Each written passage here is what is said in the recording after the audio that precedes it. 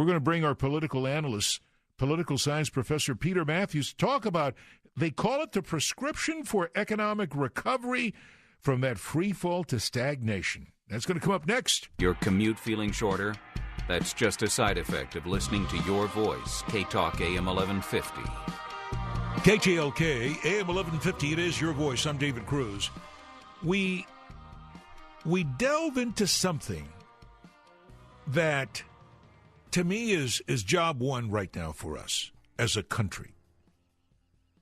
We want the truth on what's going on with our economy, and I don't want this candy-coated crap that's being fed to me from the Wall Street banksters or from politicians who want me to believe that everything is great and we're in tall cotton, as we say back home. No, let's get real.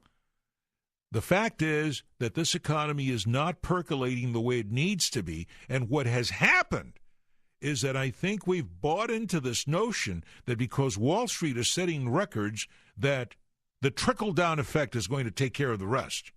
Well, let's see. I've invited political science professor and our political analyst, Peter Mathews, to come in and break it down for us. A report on economic growth, one of the most extensive I have read. So, Professor, welcome back to the program. Good to be here, Dave. How are you doing? Well, I'm doing well, but then I look at a report like this and I say, why has it taken so long for this truth to come out? What do I mean? I touch the pulse of people each and every day, and people are still battling to survive. What does this study say, Professor?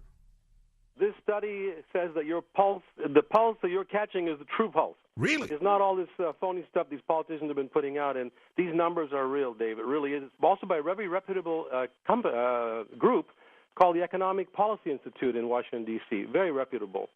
And they've got a great report here, which is very sad to hear, because you're looking at how much? 7.3% unemployment right now still, and most of that drop in unemployment from 10% at the height of the recession was because people have stopped looking for work, David. Mm-hmm. That's a real problem. We haven't put people back to work. We need 9 million new jobs to be created to restore pre-recession labor market health. Now, let me jump into the question. The point that really caught my eye, Professor, is this. It was that if the government really wants to have people get back to work, they need to inject into our economy. And I don't mean banks need to get this money. We need to see small businesses get somewhere between $1.5 trillion to $2.2 trillion over the next 3 years. What do you think about that? Yes, that's exactly true, and we need it. They need it because that's how you're going to put people back to work. It's the small businesses. It's the infrastructure workers who could be contracted to build and rebuild our bridges and roads, construction companies and crews. You could have so much. Rehire the teachers, rehire the firefighters, and the police that were laid off. These are the middle class, and that $1.5 trillion in 3 years, or $2.2 trillion, better still, would go a long way. It's called a stimulus, but it's what they did back in the Great Depression, the post-Great Depression era, David. Yeah, but you know what I want to see? A lot of money then. Peter, what I want to see is I want small businesses to be able to, again, walk into a lender. And I know the banks are going to make money because that's the way it's set up.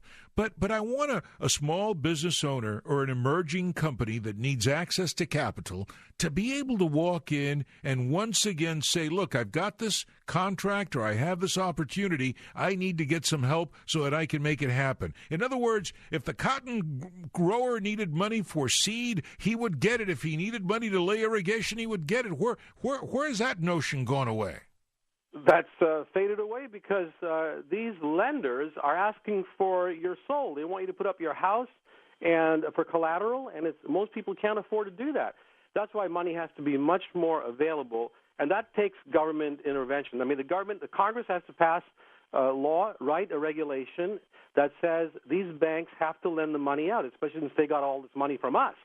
They have to lend it out, or they're not going to get to keep the money. That's the way it's got to work. And you need fiscal stimulus. That means taxing and spending or borrowing and spending. Money has to be brought in. I told you several times about corporate loopholes where, companies like Facebook and Apple have avoided paying hundreds of billions and millions in taxes. That could be used to actually do this. Lend money to small businesses, your neighborhood store, your coffee shop, your people who are out there beating the pavement to make America work and put America to work. So I want to come back. No, and I think these are very valid points. Okay, so the question becomes, how do we go from where we are today, which is where basically very few are making enormous amounts of money, to where major corporations consider it to be a civic-minded company to teach its employees how to apply for public assistance. How do we change that paradigm? We've got to have leaders. We've got to have people. If they're not in the government, many of our leaders are unfortunately not in the government, at least the people in the media, like us, have a duty to go out there and get the word out and get these members of Congress, get the president to get out there and take the lead and to speak about it, how you bring in $650 billion. That's what we're going to need in this year alone to get this economy rolling.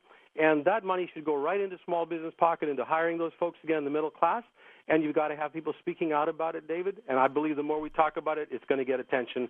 And these congressmen won't be able to just listen to their donors, but will be able to get Peter, back to work. Let me ask you this, Professor. There was one graph that truly, and I hope that, Vanessa, if you may, if I may ask, please put the link to the entire study on our website so that people can go see it.